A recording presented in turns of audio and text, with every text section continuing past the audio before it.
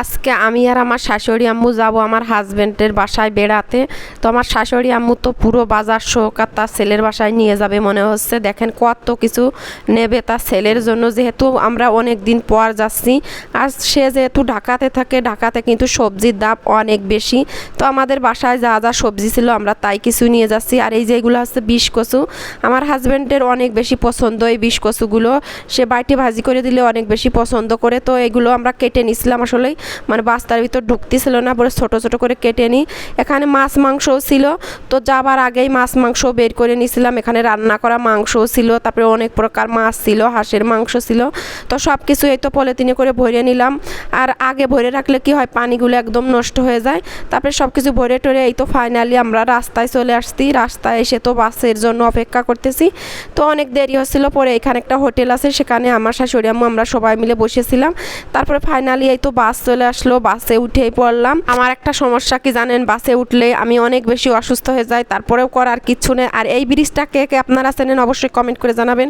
এটা হচ্ছে মাগুরা জেলার কামারখালী ব্রিজ, দেখতে কিন্তু অনেক সুন্দর। তারপরে ফাইনালি আমরা চলে আসলাম ফেরিঘাটে।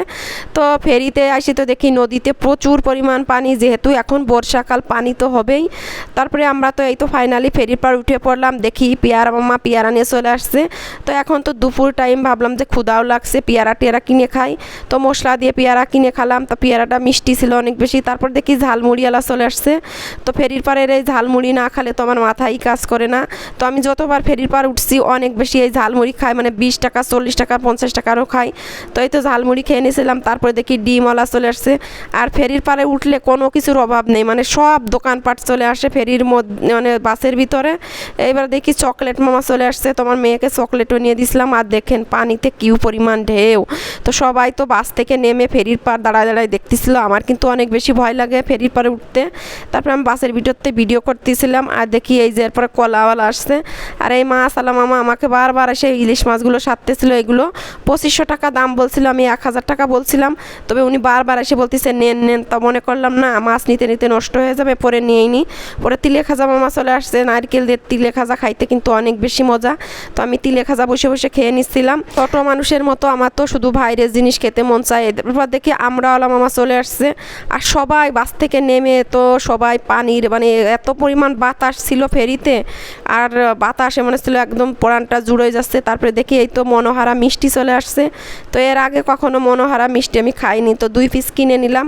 না খেতে বেশ মজাই ছিল মনোহারা মিষ্টি। এরপর ফেরি থেকে নেমে কিন্তু ফাইনালি আমার হাজবেন্ডের বাসায় চলে আসছি। আসলে মাঝখানে কোনো ভিডিও করা হয়নি, কারণ বেশি অসুস্থ ছিলাম।